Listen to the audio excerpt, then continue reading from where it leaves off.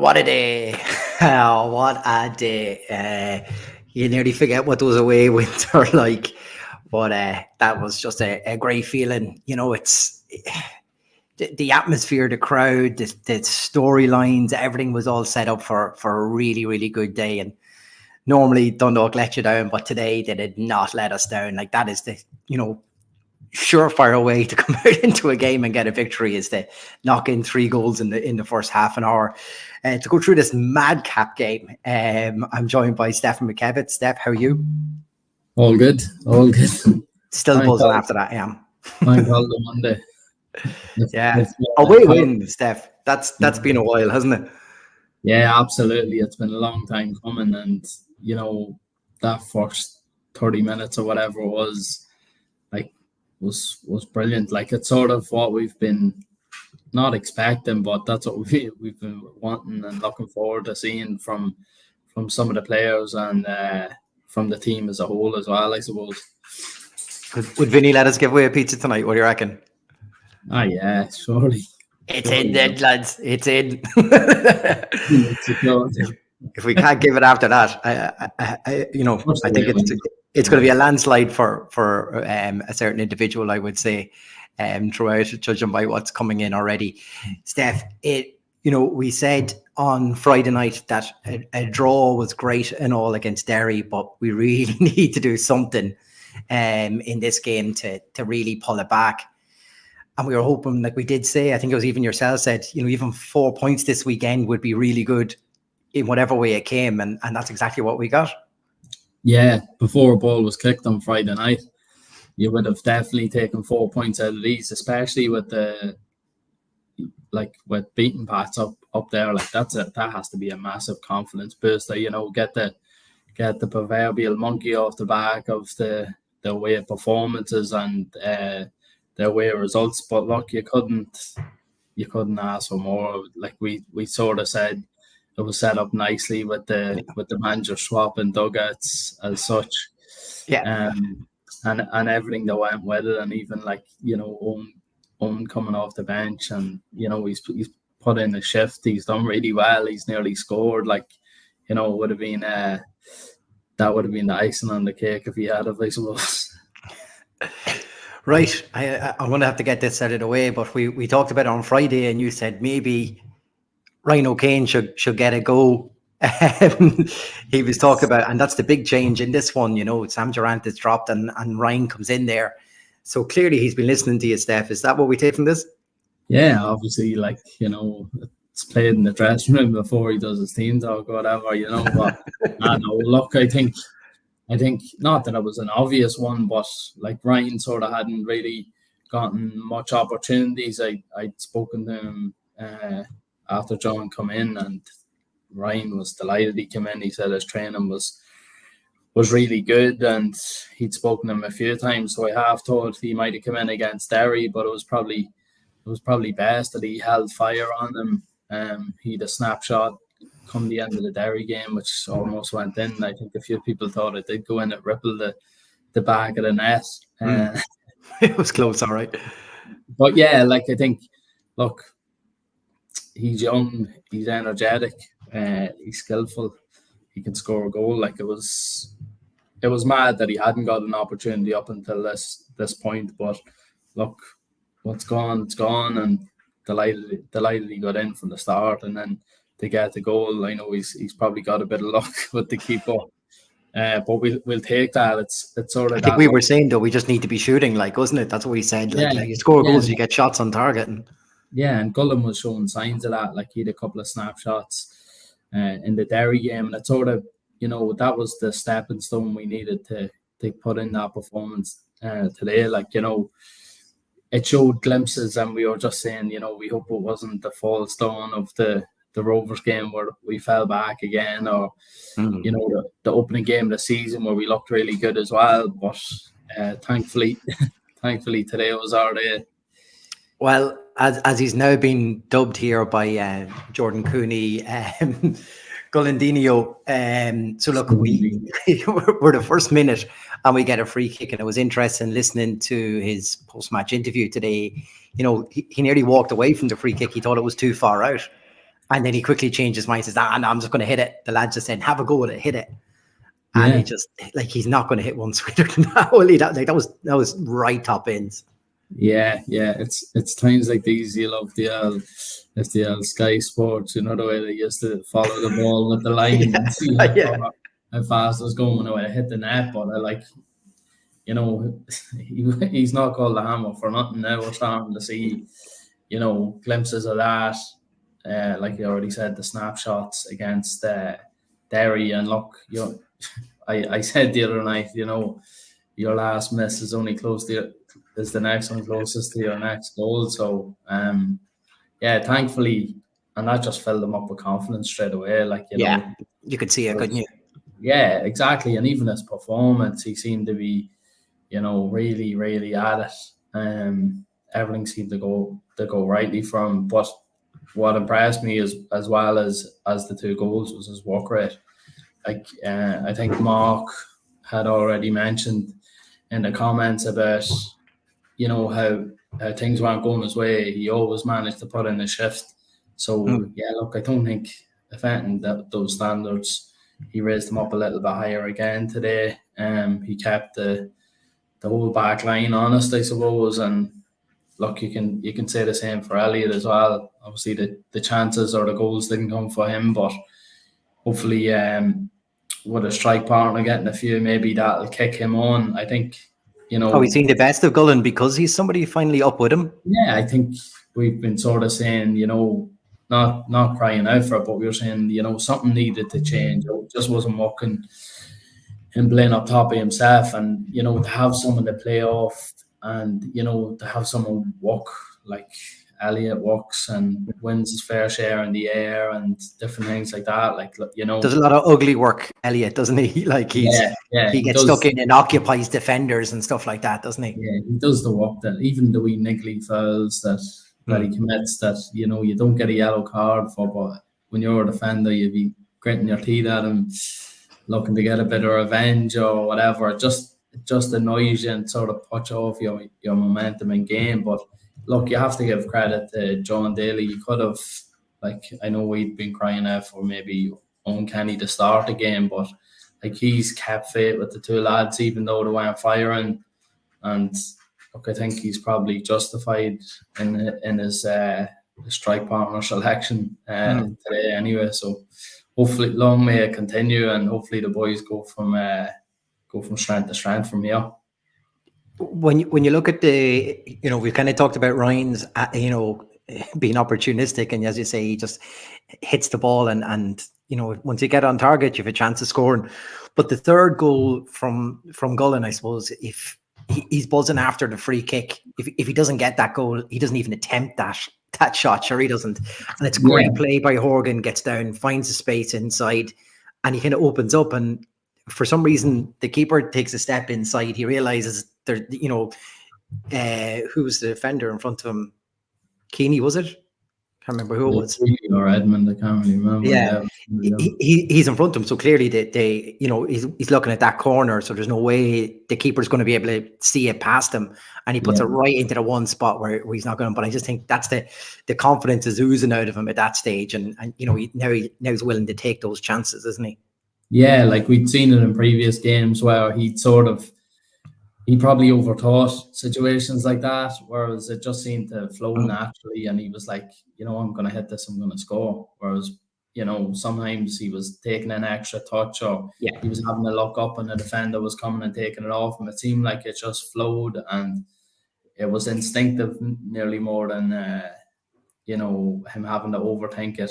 I think a lot of strikers told me in the past, the more they have to think about finishing the ball, the harder it actually gets. So obviously they get the practice, and they get themselves in the situations where it's just, they go through the motion of just like scoring goals. So yeah, look, I think he's obviously buoyant after that strike. Like, I think look, you'd imagine it'll be up there for goal of the season. Just the distance and everything out of it. Yeah, finish like bullet, top corner, keeper no chance. Like, it's one you dream about, I suppose.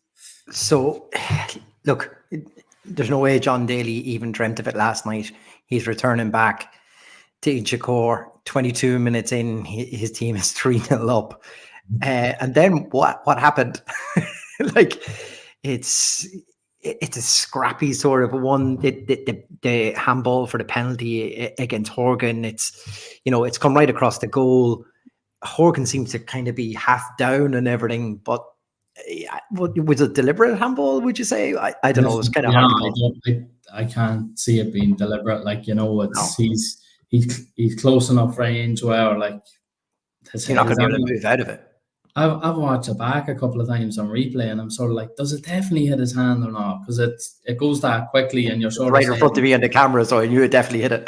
Yeah, it's one of them where, like, when it's for your team, you're calling all day for it, and it's a certain penalty. But when it's against you, you're like, oh, was it not? And maybe it was a case of that. And look, the shot was going goal bound. You don't know if it would have went in or not. But I suppose like it is a penalty, really. But like you said, like the madness of those couple of minutes, like. Yeah, it's 3 minutes later, like, or whatever it was, 3-4 minutes after we had scored, and we're jubilant. The next minute, you're kind of giving them a lifeline back into the game, and then I felt for the next 5 minutes you could kind of just see us a little bit weary. We kind of dropped back just a touch, and those frailties. We talked about it on Friday, and we from what we had seen in particular in Galway, but. It's the crosses again. It's just we're at 6s and 7s on them, and I think Andy Boyle mentioned that there was a few things they'd worked on, but that's probably something that's going to take a little bit more tweaking to get right, because for their second goal, it's a long ball into the back post.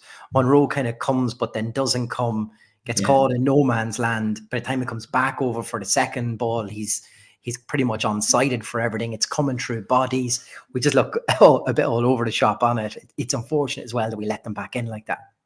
Yeah, and it's probably like true to how we've been defending away from home. Like, we look so assured at home. Like, we don't even seem to cough up any crosses or corners much. When we're home, it's I don't know, maybe it's a mental thing where you just get yourself into these situations, and I don't know. Yeah, it's probably the fact that we went 3-0 up, and you're thinking, oh, it's done, and then they get a goal, and it just them negative thoughts sort of creep into the back of your head. What if? And it probably doesn't help with the way form we've had of late, or all season possibly. And it's that sort of goal as well, though. You think it's a real Dundalk goal to concede, isn't it? Yeah, it's just the one into the back post, and you're sort of saying, try and cut off the supply if you can. If you can't do that, then at different stages we probably would have been higher up the pitch. I know we don't concede the corner or whatever else, but it's definitely something to work on, because anybody watching that for next week, like, I'm sure Shells have been there and watching the game, and you'd imagine they'll try and target that. Now you just hope that there'll be enough work done, and like, we have good headers. Sean Boyd could be licking his lips now at that, though, a bit of height. Yeah, but we have good headers of the ball defensively, and there was just once or twice in the second half, like the one Keeley misses at the back post, where I'm sort of saying, Mountney just comes on the pitch, and he's probably cold. Comes on, it's cold, and you're sort of saying, geez, like, they just seem to target Redmond and Keeley. So you'd imagine one of the other lads would have been picking him up, but he just got the run on Mountney, and unfortunately for us, he tried to go near post, and he totally misjudged it. But yeah, it's the likes of that where it's the fine margins. If that had gone in, then everyone would have been pointing the finger saying, why was Mountney let pick Keeley up? But I suppose we don't want to be going too negative after picking up a great win. But yeah, look, I think the management, it'll be like, they won't be saying it's all rainbows and unicorns. They know there's a lot of stuff to work on defensively. but it's good that we've created chances going forward, and we're able to capitalize on them scoring as well.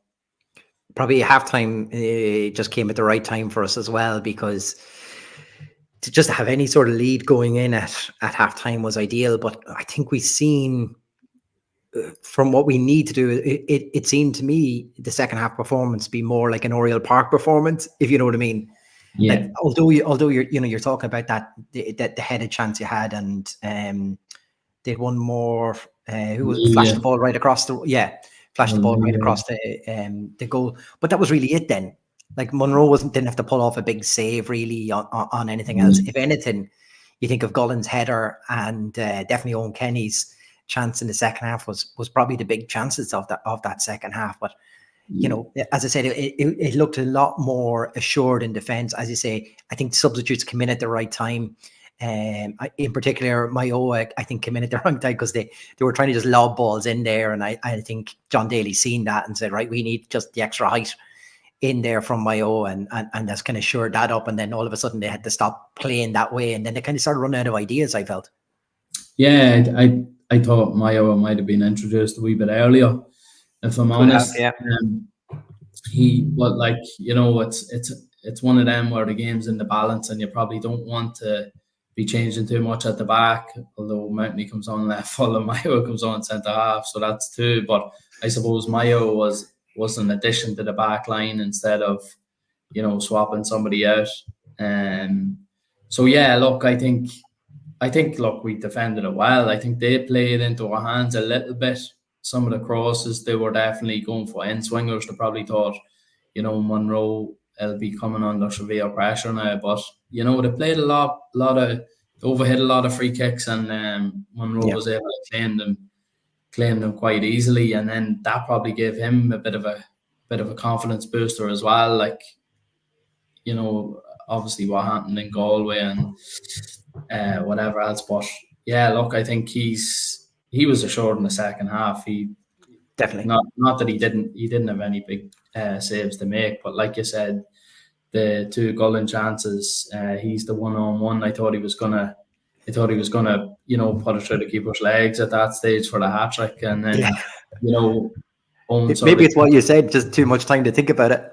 Yeah, he did have a bit of time, and then Owen cuts in from the left hand side. He's nearly on the end line. He cuts back and beats two and curls it, and you're just hoping it nestles in the far corner. But yeah, look, we were definitely dangerous on the counter. There was once or twice, I think Durant broke with the ball, and you were just saying, just slide it down the line, and it's just overhit back to the keeper. Whereas you think they were sort of opening up then at that stage, and Redmond had, like, they were trying to scramble for a point at that stage. That Keane Levy playing left full and the Joe Redmond playing up top, and there was all sorts going on. But yeah, we stood firm, and look, like you said again, it's all about building blocks, and I'm sure that will be a big step in the right direction. That they came under severe pressure at one stage and they were able to weather it and stay ahead in the game and pick up the 3 points, which was massive for us.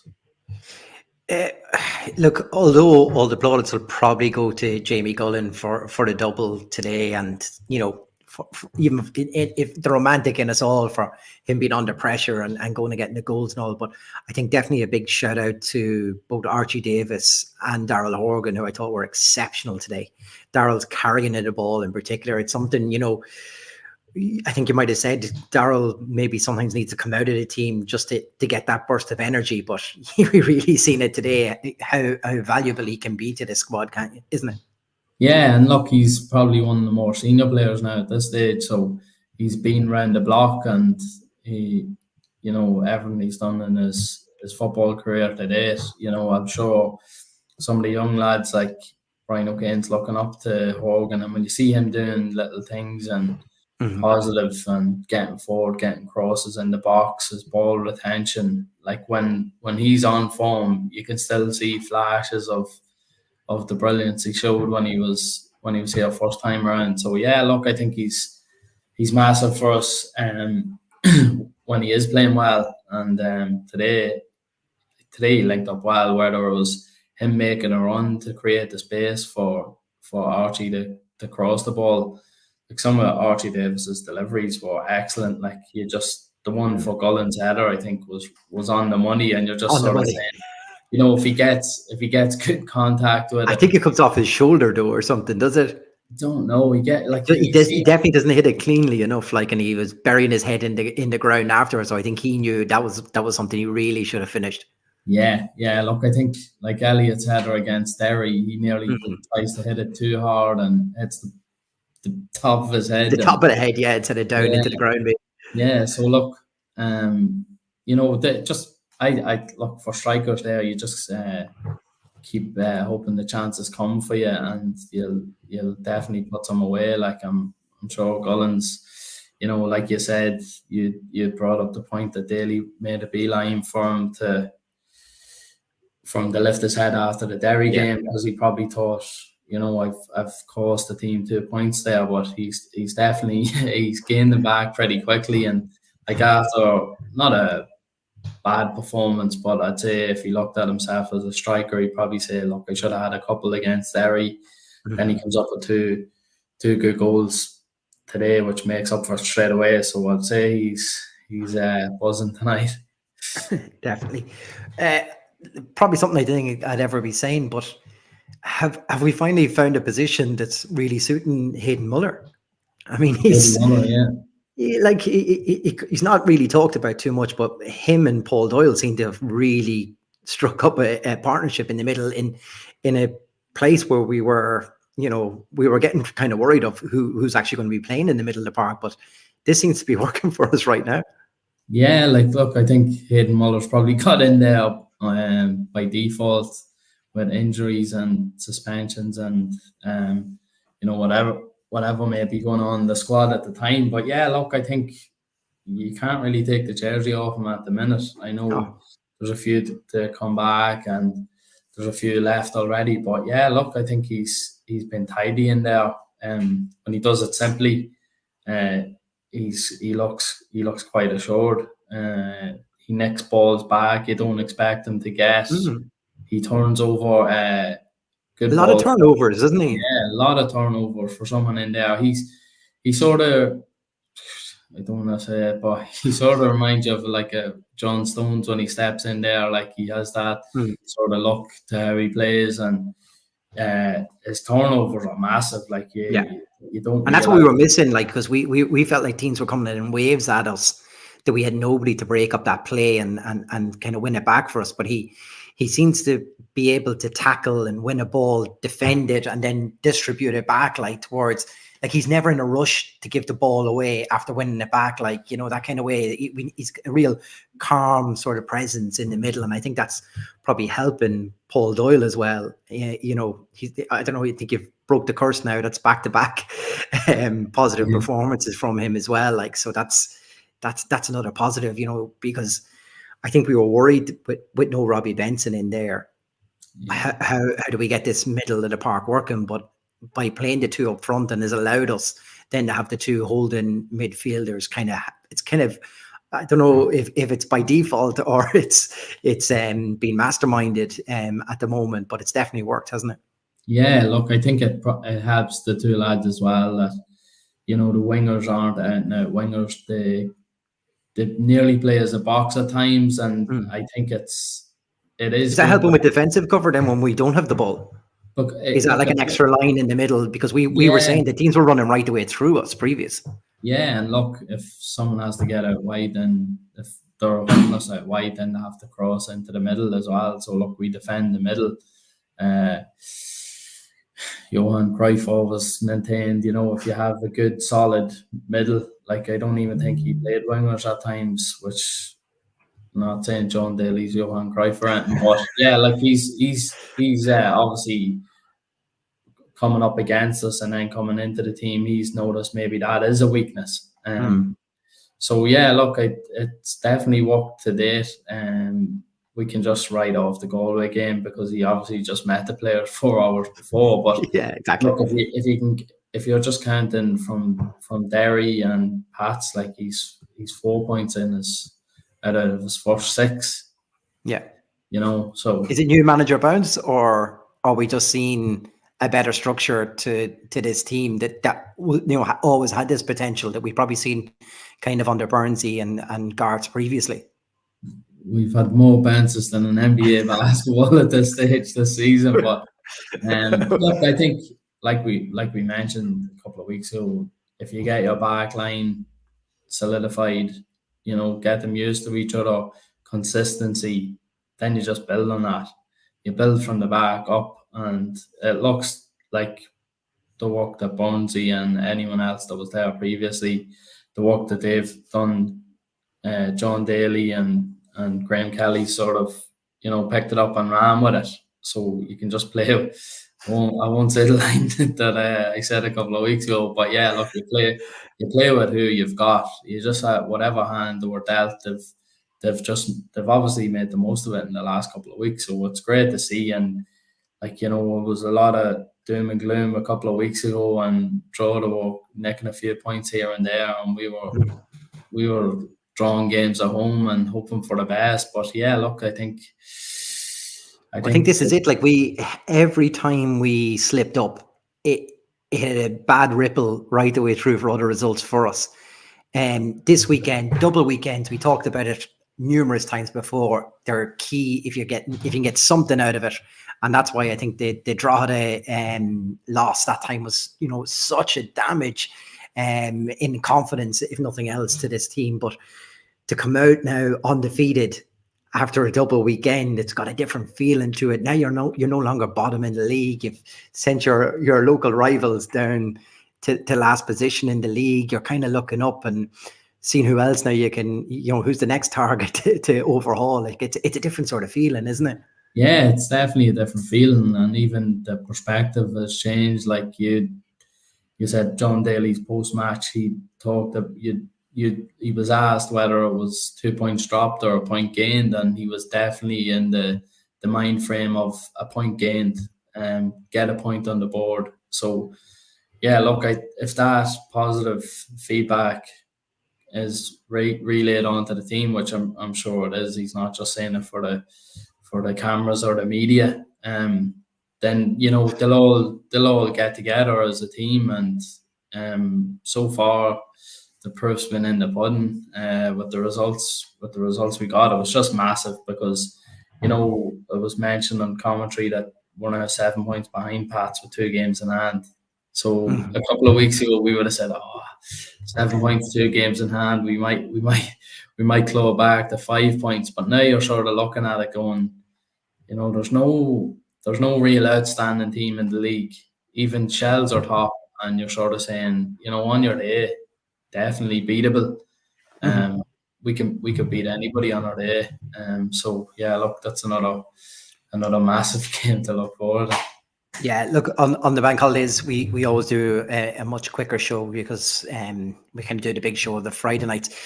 Quick 2 points then on this. Kind of looking, if you look at the league table at the moment, like we're probably the most informed team in the bottom half. Probably watching Sligo, I think maybe because they won today, probably have a point better than ourselves. But even that is massive, because we were on a wing and a prayer to get anything. We were not unable to put any sort of results together in any way. Then all of a sudden, you were talking about home form over the last 5 games on Friday, and talk about, how we are, one of the form teams in this, and that's something that we should be able to take in to this. But I think if you look right the way up to I don't think we've showed the league table all season. I've been waiting till we're off the bottom.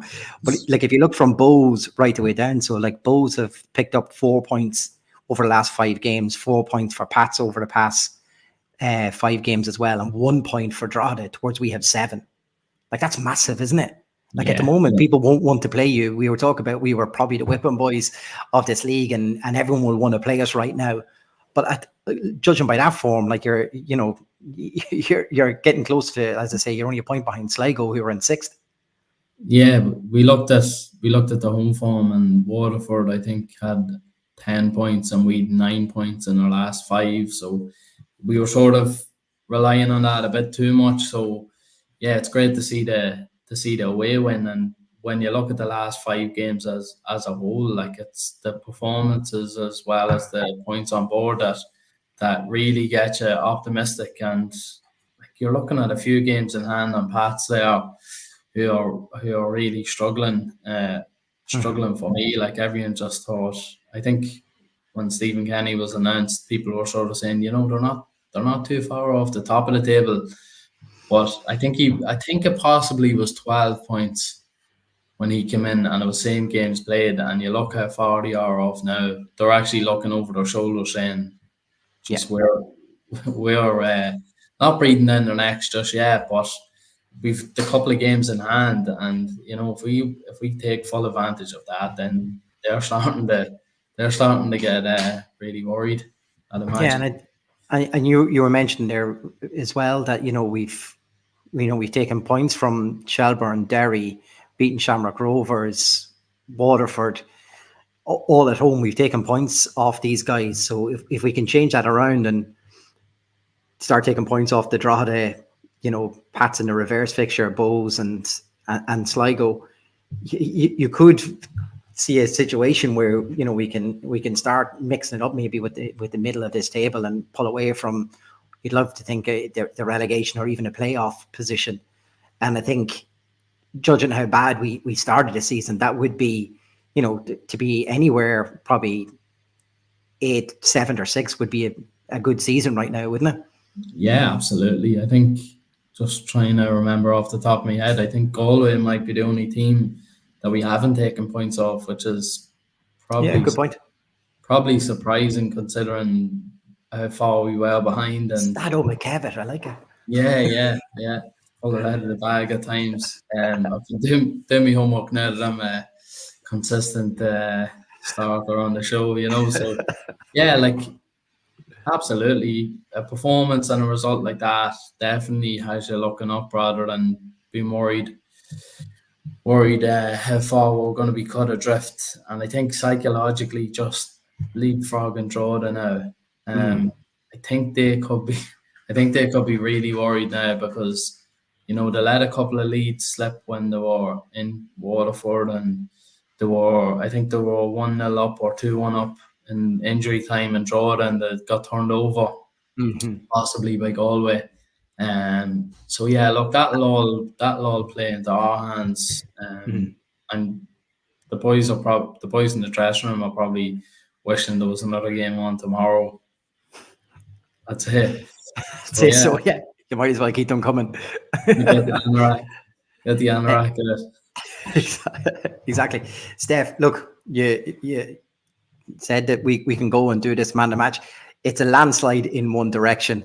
I'm not going to lie to you. I'm voting for Archie Davis. No, go on, talk me through. No, anyway. Do we go with Jordan Cooney's Golandinho comment? After stand there. There we go. Congratulations, Jordan. You are our Tony's Pizzeria 15-inch pizza winner for tonight. So just say our name and you'll get a good pizza. As to say, we're good for it. We might have to ask Tony to rename a pizza for us. The Town End Pizza. I think David Sally sort of mentioned something like that a couple of weeks back. So we might have to get a pizza renamed. We'll have to go into discussions with Vinny. And see what he could do for us. Yeah, we'll have to get people's suggestions. Then maybe what the topics are going to be on this. But yeah, well done, Jordan. Look, school night and all that, Steph. We won't stay on this too long. But it's just nice. It's nice to get the win. Nice to go a win away, get that monkey off the back. Apologies then as well, Steph, for all the crowd shots today on the old virtual media thing. But when you put a Dundalk fan on the camera, I'm going to whip around and get as many as we can. So it was great. It was great to see a couple of the lads. I seen Jack McCardle, Ty Cunningham, Dan Shields, and a couple of the shed side on me. You better not go through them all, but No. great to Some see noise you. tonight though. It's just actually a special shout there. They never stopped all day, and you could see the whole team fed really off that as well today, didn't they? Yeah, fair play to all the lads. And then, we got sent a video clip, sent it on to you just before the show started, and just to see the crowd bouncing. And that's what it means to all them travelling up and to us as well. The 3 Especially loan points signings and young lads that's in that squad though as well. It's because we didn't, we haven't set the league alight this year. They probably don't get what Dundalk can be sometimes, but it's a night like tonight. You kind of get to see it back, and the Shamrock Rovers win only a few weeks back then as well. That's the potential is always there. Just sometimes we don't get to show it, so it's great that a night like tonight happens and the fans can enjoy it, and I think the players do be bouncing off it then too. Yeah, because I could see at the end, some of them were probably tired and that, but they were bouncing along to the crowd. And then, Mountney obviously took the plaudits against Rovers, and then he was more than happy. I think he was pushing Jamie towards everyone, wasn't he? Gullandino in front of the away fans. And look, the buzz you get from that as a player.